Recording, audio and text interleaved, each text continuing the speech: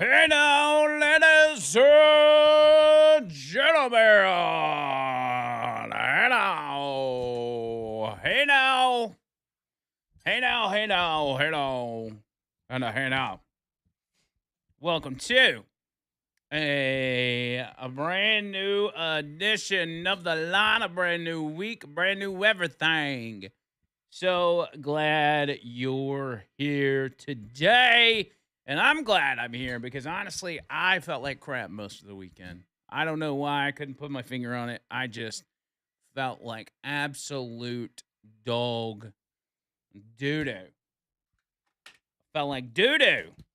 But I'm here, I'm alive, and that's what is important. So hope everybody's having a good Monday. I know Mondays suck, but we all got to do them. Everybody's got to do Mondays.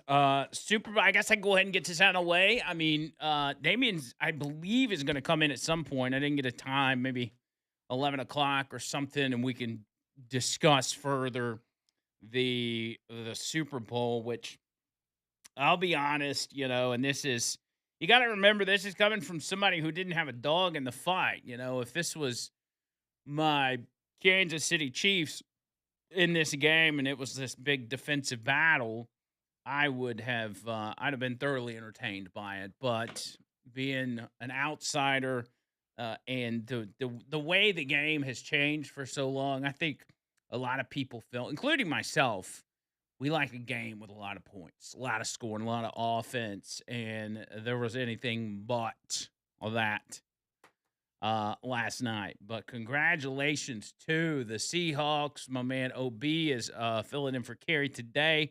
He's a big Seahawks guy. Normally, Steve would be in the spot, and Steve is the Patriots fan. So it was actually a good thing that Steve is out today. Poor guy. But everybody can hammer him tomorrow when he gets back from his whatever. I mean, what perfect timing. I would say I think it's probably a good idea, and I didn't really think about it in advance, but there's a good chance that Steve thought ahead and said to himself, that is the day after the Super Bowl. The Patriots are in the Super Bowl. I might as well go ahead and take that day off. Just in case. Just in case we lose. Because, so the college football national championship is usually on Mondays, right? If Tennessee, and I know this sounds crazy, okay, but if the Tennessee Vols were to make it to the national championship, I would take that Tuesday off. I would. But if they were to win, I would actually come into work, which would suck for whoever was all excited about filling in. But I would just be like, listen, I'll let you do it another time. I'll let you do it the next day. Because I would have to come in here and brag. Now, if Tennessee were to lose that game, then I would go ahead and take the day that I planned. Because I ain't coming in after a loss like that. Just not doing it. Now, for Steve, I don't think it's probably not that big of a deal because the Pats have 6 Lombardi trophies. They've been to the Super Bowl like a bazillion times. It's not, been there, done that. Patriots can be like, hey, we can act like we've been here because they have. But probably doesn't hurt any less, especially considering how bad the Patriots were last year and how well they did this year. But how about defenses being at the top this year? Pretty interesting to see that nonetheless. Halftime show, commercials. I guess I can go through all that. I'll say this. And by the way, Hey Now roll call coming up. If y'all want to get in on that, send your Hey Now 205-545-9950.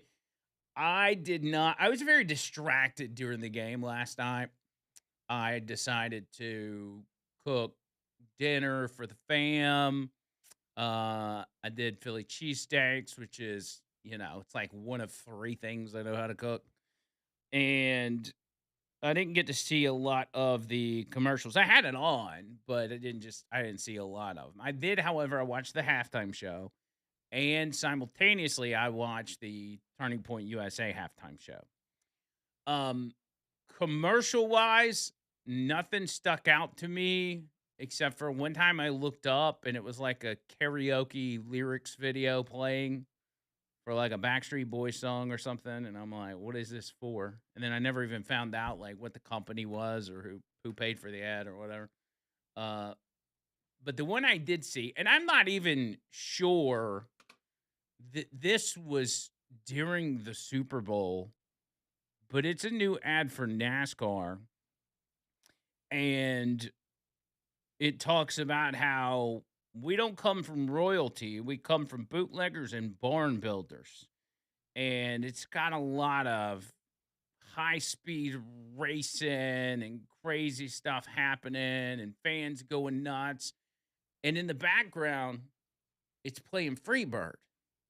And I thought to myself, you know what? You can, because I mean, I vaguely keep up with NASCAR. Like, I don't, I could probably name maybe 10 drivers tops, and I couldn't tell you who's good and who's not good any given season, but I'll vaguely keep up with it. I'll watch Talladega, whatever. But when you take a commercial, especially a commercial that's got a lot of action, like racing does, and you put Freebird behind it, makes it 100 times better. And so as I'm watching this and Freebird's blaring in the background, I'm like, that's my favorite commercial right there. If you play Freebird in the background, that is my favorite commercial. I actually listened to it all the way up here, Freebird, just because of that. I've been listening to it all morning. Something about it, man. Something about that song gets me fired up. So we got that again. Halftime show. We'll talk about that. Bad Bunny, Kid Rock. The Olympics going on. You've got what else? Nancy Guthrie, which is we're entering week 2 on the Nancy Guthrie thing, and pressure is mounting. Internet sleuths are going crazy. I don't know if there's any kind of press conference coming up or whatever, but the new details, I think there was even one of the police investigators over at one of the daughter's house like a night or two ago. Today's actually the deadline. You remember the ransom note gave them 2 deadlines. I think the first one was Friday. It was like Thursday or Friday at 3 p.m. And they said the next deadline will be Monday. Well, guess what? Today is Monday. So what happens now? The Guthrie family, Savannah Guthrie, has come out and said, we will pay for this ransom. We just want our mom back, blah, blah, blah. And if that's the case, it's kind of like, well, what's the holdup? Like, pay it up, Cozy, and let's get Nancy back. I don't know, but I'll give you all the details on that. Still stuff going on in Minnesota, all across the country. Very exciting things happening on a daily basis. Let's go. Hey, now roll call and see who we got first today. Early birds. We got Dr. McReady and we got Scott and Brian and hell yeah, Ricky. And we got Peyton all coming in a little too early, which puts in the number 1 spot for today.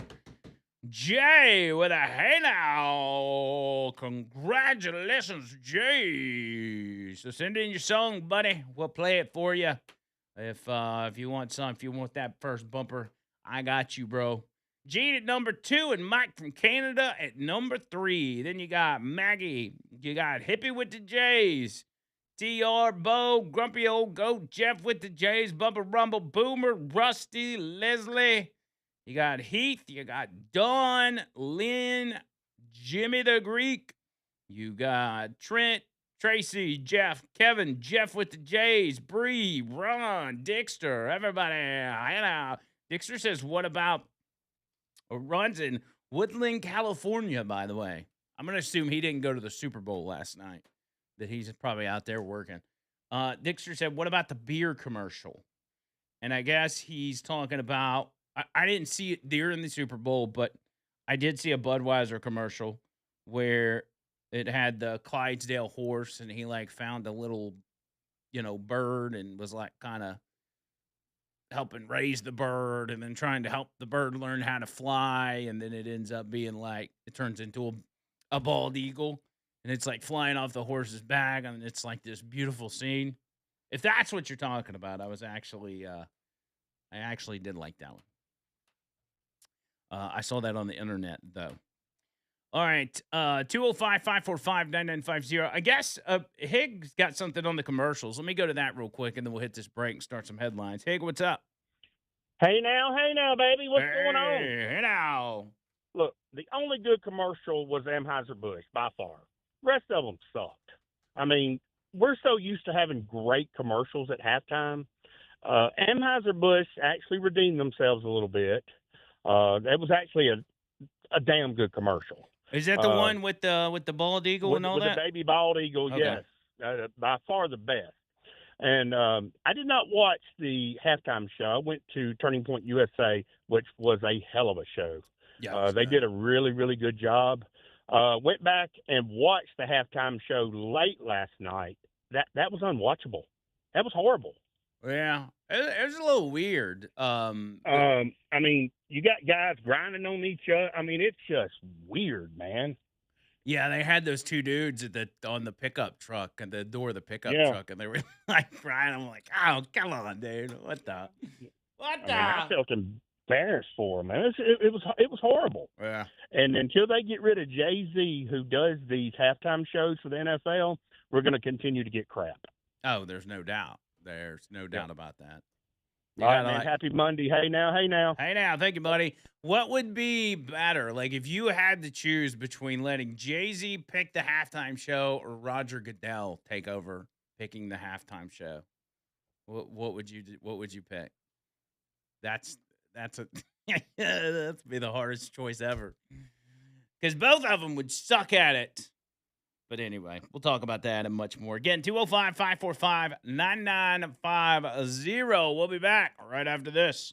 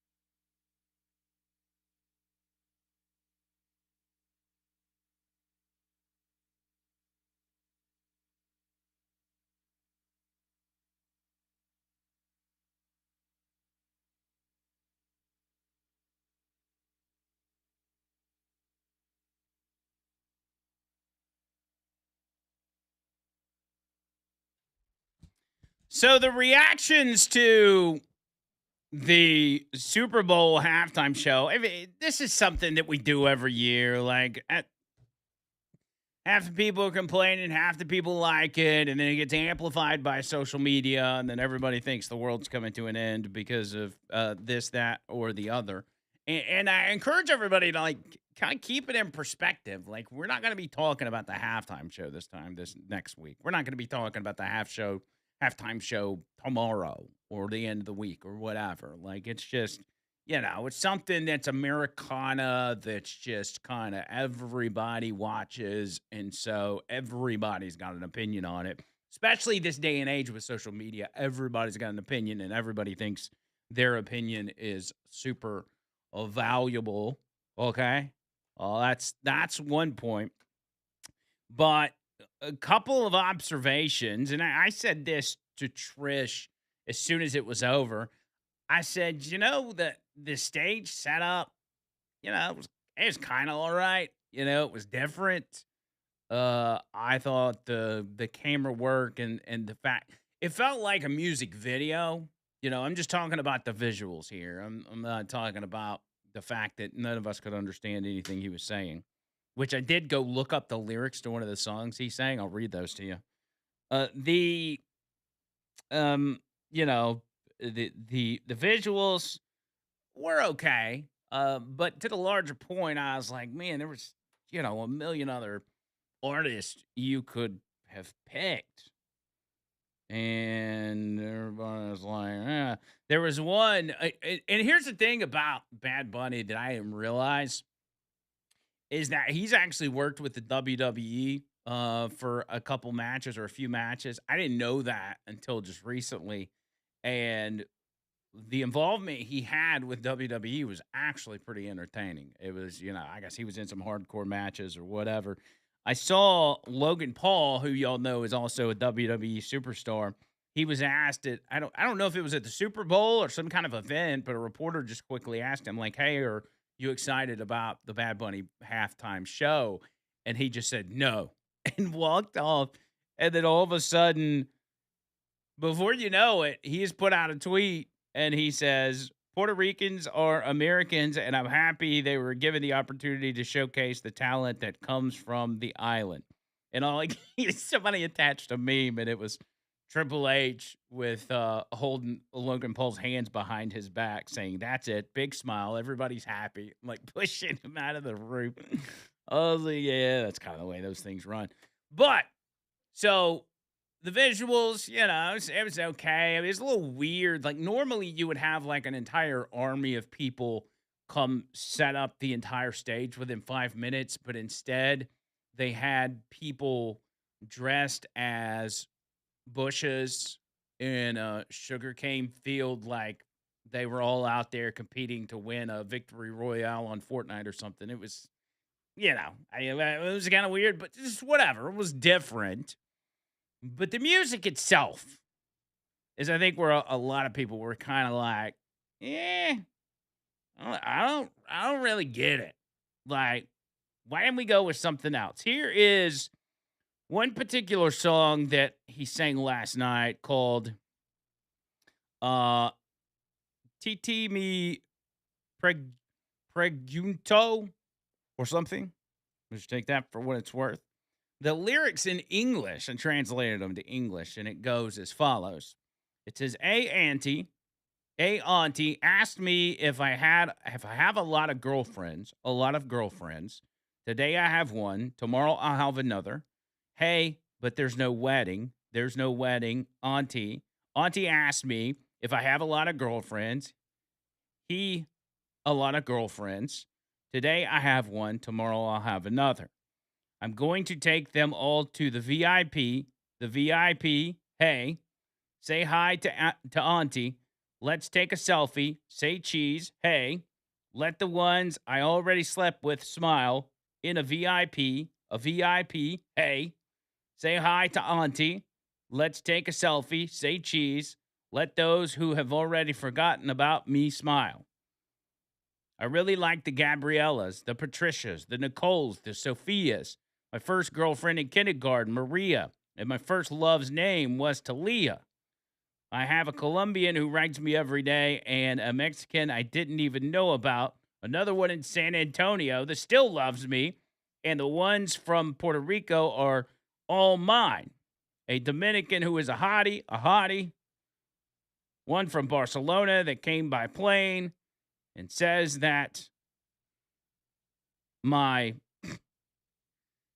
my penis is fire. I'm just translating this to English, okay? I let them play with my heart. I'd like to move in with all of them in a mansion. The day I get married, I'll send you an invitation. Boy, stop that. Hey, and it goes on. I'm not going to read them all, but you get it. And so the conversation I had with Trish was like, you know, I mean, based on the lyrics and the vocals of Bad Bunny, I thought to myself, there's nothing really special about this guy. Like, there's hundreds of other people that could have done exactly what he done, and it gets me thinking. Like, all right, he's popular. There's no denying that. You can't take that away from him. But why him? Out of all people, I saw a a synopsis. It was an article talking about I watched the Super Bowl halftime show, so you didn't have to. And I thought it made a great point in explaining, because this they put him in there because they wanted people to be divided. It really wasn't about bringing people together, because they already know each and every year that half of the people that watch the Super Bowl are not going to like who the artist is. That's just a given. Every year that's going to happen. And they did it with this Bad Bunny guy who sings all of his songs in Spanish, because they want to then be able to say, you don't like him just because that's not your style of music. You don't like him because he speaks Spanish, or because he's from Puerto Rico, or because he's, pro immigration, or against the deportations or whatever. They knew that they could turn that into a political deal.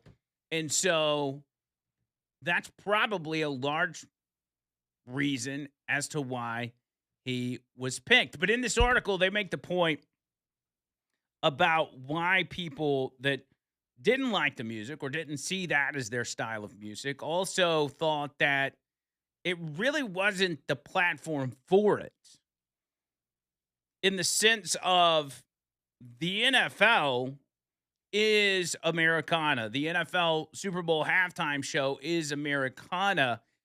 And instead of putting on a halftime show that helped to build that industry for the people who helped to build that industry, you say, you know what? For those of you that help pay our bills, we're good. We're going to try to target a different audience.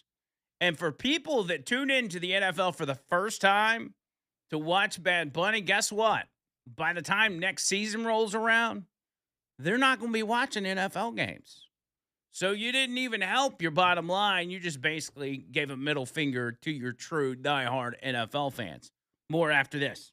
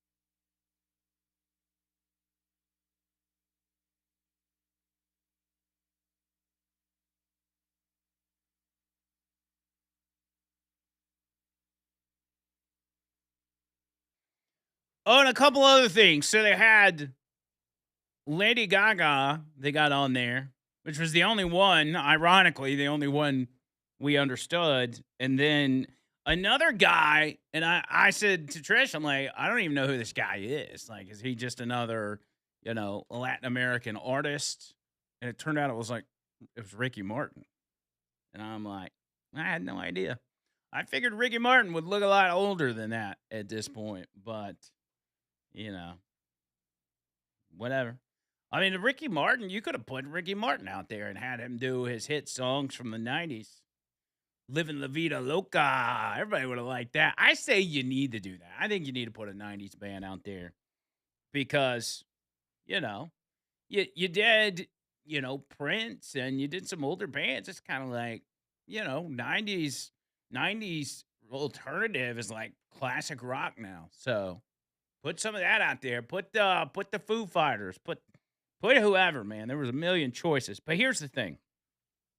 Just going back to the larger point, and I think this is why people felt disenfranchised. And these are not my words. I got this from somewhere else. But he talks about the United States being a melting pot of cultures. A melting pot of cultures, languages, and backgrounds. But American culture still has shared foundations. And the most basic one of those shared foundations is language. English is the common thread that allows a country this large and this diverse to function as a single society. So when a halftime show is dominated by music performed largely in a language most viewers don't even understand, it can cease to feel like a unifying moment and instead seem disconnected from the audience it's intended to entertain. And you could see that from the audience itself. I saw several different angles from people in the crowd that were recording during the halftime show, and the vast majority of the people in the stadium were just kind of standing there because they were like, I don't know what they do. Like, do I dance? Do I sing along? Like, everybody's like, yeah. Like when Green Day did the show at the beginning, like people were able to sing along to that, but the vast majority of people in that stadium had no idea. They don't know Spanish. And so it felt disconnected. And I don't think you really want that at a halftime show. You want people to connect with it.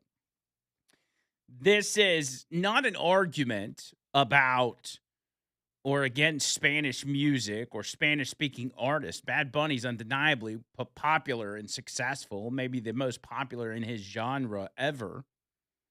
His music has a place, and his fans are very real.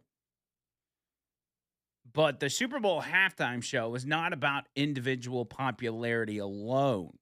It's about creating a moment that resonates broadly with the American public.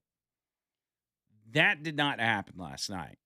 Objectively, the performance itself, and this is coming from him, he said the performance itself was horrible. There was little actual singing, I will agree with that, minimal engagement, and almost no effort to connect with the audience watching at home. The energy felt flat, the set lacked spectacle. Even setting aside the language issue, it was simply boring as a piece of entertainment. It failed to justify its place on the biggest stage in American sports. What made the situation worse was how politicized the performance became, though not by conservatives. The politicization first came from the left, which treated the selection itself as a cultural statement. That framing turned the halftime show into a symbol rather than a celebration. The Super Bowl should not be used to make ideological points about identity or culture. There have been plenty of halftime performers who were not conservatives. I would dare say most, not Republicans, not Trump supporters. That's never been the issue. Those performers understood their responsibility, connect with the audience, communicate in a shared language, and deliver a performance suited to the moment. This halftime show did none of those things. It should not have happened, and it should serve as a lesson. The Super Bowl is an American institution, and treating its halftime show accordingly is not exclusionary. It's a matter of respect for the audience that made it what it was. And so why would it be lost on us to say people that are watching, if this is geared towards people that are watching all over the world or in different parts of the world, what's wrong with saying, "Hey, let us share our culture with you, our American culture." Like this is what we have going on. This is what we have to offer. Hope you like it. But in so many cases, many people, especially people in power, are embarrassed by America and American culture. And I think that's at the heart of it. The fact that they don't want to put on display our best or our artists or the people that are the most popular in our country. That's the message that sends. They also did it because they knew they'd get a reaction out of Trump, and they could then try to use that against him to say, "Oh, he don't like Bad Bunny because he speaks Spanish or he's brown or whatever." Trump did respond, as they knew he would. He said the Super Bowl halftime show is absolutely terrible, one of the worst ever.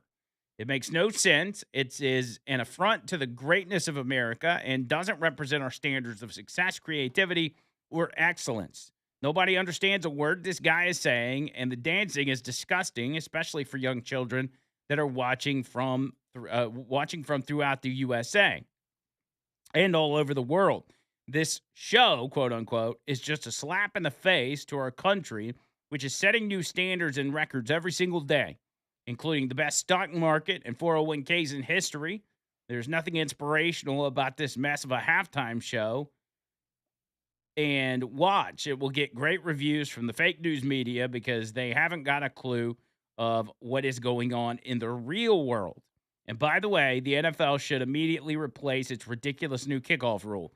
Make America great again, President Donald J. Trump. He's always talking about the kickoff rule, which I agree. The kickoff rule is stupid. And I'm glad the president's speaking out on it, personally. I think it's good. I think it's good for a president to do that. Then on the other side, and many of y'all in the audience watch this instead, the Turning Point USA, the halftime show, which featured Kid Rock, was it Brantley Gilbert, and then the couple of others that I haven't heard of, but they did good. I felt like it was a good show. In particular, the Kid Rock part. It was Kid Rock, Brantley Gilbert, Lee Brice, and Gabby Barrett. So Gabby Barrett, rising country artist and former American Idol standout, known for her breakout hit "I Hope," and Lee Brice was country star famous for songs like "Rumor," "One of Them Girls," and "I Drive Your Truck," which is the most stereotypical country song titles I've ever heard in my life. But anyway, I don't listen to country music, so I don't really know a lot of these people. It seems that early numbers, and these are just online numbers, that the TPUSA halftime show pulled in at least 6 million viewers throughout that halftime show, which is a lot considering how short that was. It was only 20 minutes long, 25 minutes long. And also considering the fact that they just 2 or 3 weeks ago announced that they were going to do it. I thought they did a phenomenal job. And I thought Kid Rock did a phenomenal job. A lot of people missed this point, but everybody was focusing in on what he was saying at the end, and the song he sang at the end, which was talking about Jesus and the fact that you've got the opportunity to reach out to him and all that kind of stuff. But then there were some people, and these are kind of your church going Karens, if you will. They had their panties in a wad over Kid Rock doing "Ball with the Ball" at the front of the performance. And as I got to thinking about it, I thought, it was almost like there was a message there because the final song was about redemption. Like, no matter where you're at or what you've done, there is redemption for you. There's forgiveness for you. And so where he sings "Ball with the Ball," which is absolutely a banger and will always be, he sings about, topless dancers and crooked cops and caps and meth, and all of this kind of stuff that the Kid Rock used to be. But then after that song, they had the violin and the cello or whatever it was out there playing, from what I understood, was some sort of gospel song, and then it cut to after that, not Kid Rock, but him going by his real name, his birth name, which is Robert Ritchie. And it seemed to be almost like a show of a transformation for Kid Rock as to who he was when he started to where he is now, all by the grace of God.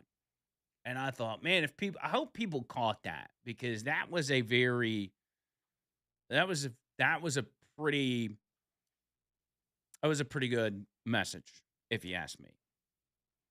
But let's see. Oh, there's an update. At least 25 million viewers on YouTube and Rumble, according to this article. Let me see if I can find this update here.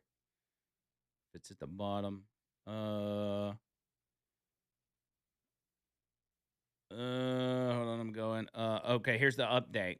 Andrew Kovic from TP USA told Fox and Friends this morning that the TP USA halftime show pulled in over 25 million views on just YouTube and Rumble, and the numbers are still climbing. So that's not just people that watched it live, but people that went back and watched it after the fact. So that's pretty big numbers.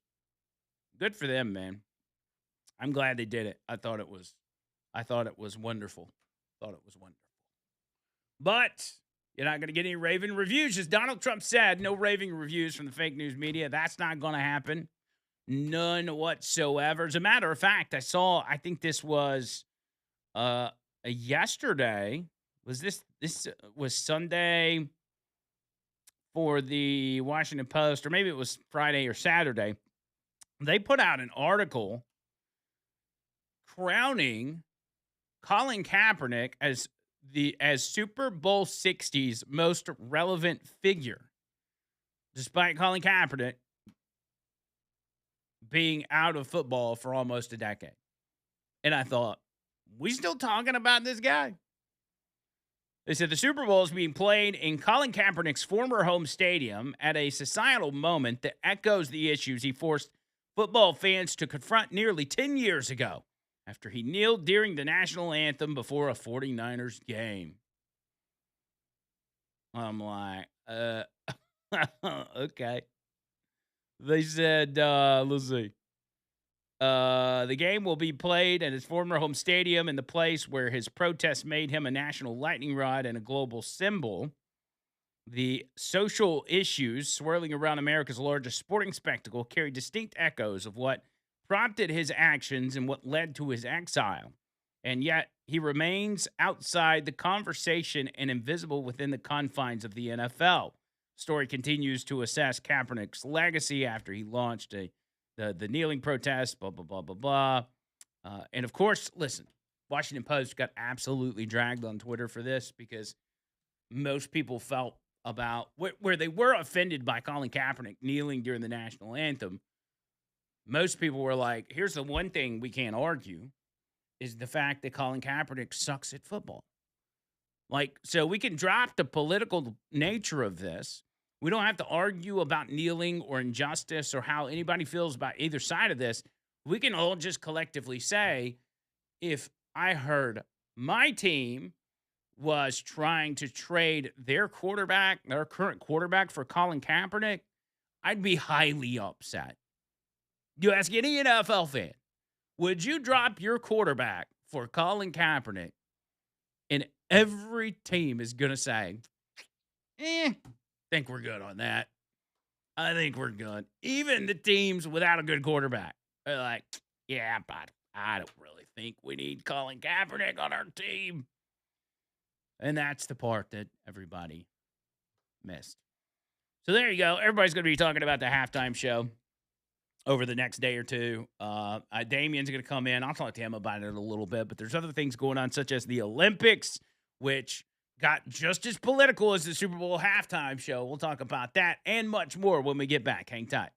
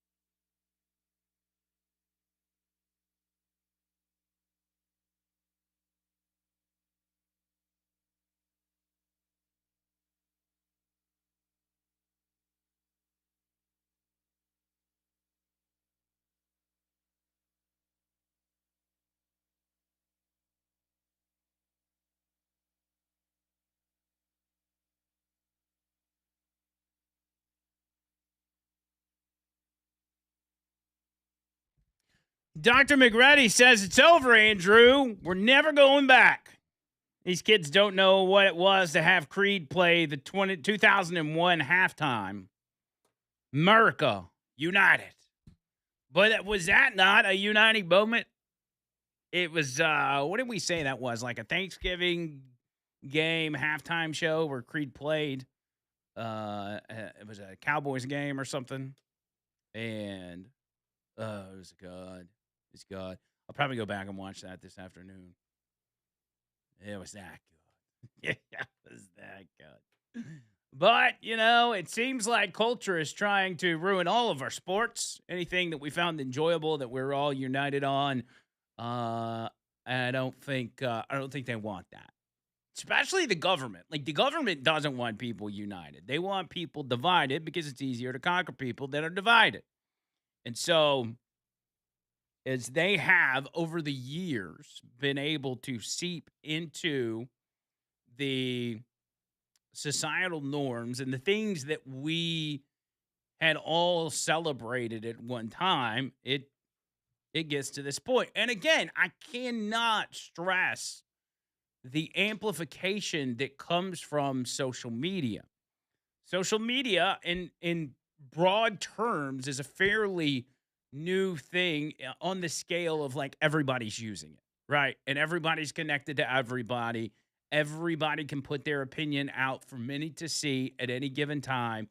And so that amplifies it. Back in the day before, MySpace or whatever, a lot of people, most everybody had an opinion on something or most things or whatever, but they weren't able to blast it out to hundreds and thousands and millions of people at any given time.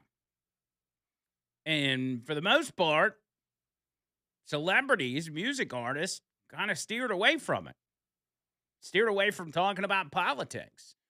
A lot of the stars, especially in rock and roll, they were anti-politics. They didn't want anything to do with it. They just kind of, hey, I don't like either side, man. I think the government sucks. But now you've seen the music industry and Hollywood be co-opted by the left and the Democrat Party to where these artists are forced to put out views that align with them, align with the left. A lot of it comes from, they want to control these people, but they also, again, I think in a business sense, I was talking about the Logan Paul thing earlier. For those of you that watch wrestling, okay? Logan Paul, wrestler. Triple H runs the WWE, essentially. And so when Logan Paul went from, no, I'm not excited about Bad Bunny to, oh, I thought it was great. I'm so happy that the Puerto Rican community was able to be on display and all of this. That came from his boss, Triple H, saying, hey, you got to change your tone about that because we're trying to, much like the NFL claims to be doing, broaden our audience. Broaden our audience outside of the U.S. and on a worldwide scale, which they've already done. Like Logan Paul saying something about he didn't like the halftime show shouldn't matter. He's a heel. He's a bad guy on wrestling anyway. Like, it's good, like pissing people off. But everybody's always walking on eggshells. I saw another thing. Oh, God, this got me. Steve-O from Jackass. He put a post out, and he said something about, as a matter of fact, let me look it up. I'm going to read it to you. When I saw it, it was a picture of him, and he was holding a bag of ice. And on the bag of ice was the red circle with the line through it. And I thought, oh, God, what is this? He says in this post, this was yesterday, he says, I have been just as horrified and saddened by the atrocities committed by ICE as everyone else. So it's come as a complete shock to me that anyone thought I was serious when I made the absurd, sarcastic comment about, quote, most immigrants being murderers. He says, factually, less than 0.1% of the human population will ever commit homicide. So, of course, I don't believe that. If there's a group of people more likely to murder anyone, it would be ICE agents, not immigrants.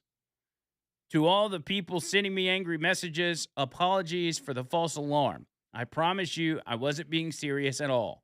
Man, what a bummer to be misunderstood around that one. And Steve-O is a stand-up comedian. Like, he's a guy that goes out there and tells jokes, tells offensive jokes, and that should be a safe place to say whatever you want to say. Jokes are meant to laugh, they are meant to make you laugh, and they are meant to piss some people off.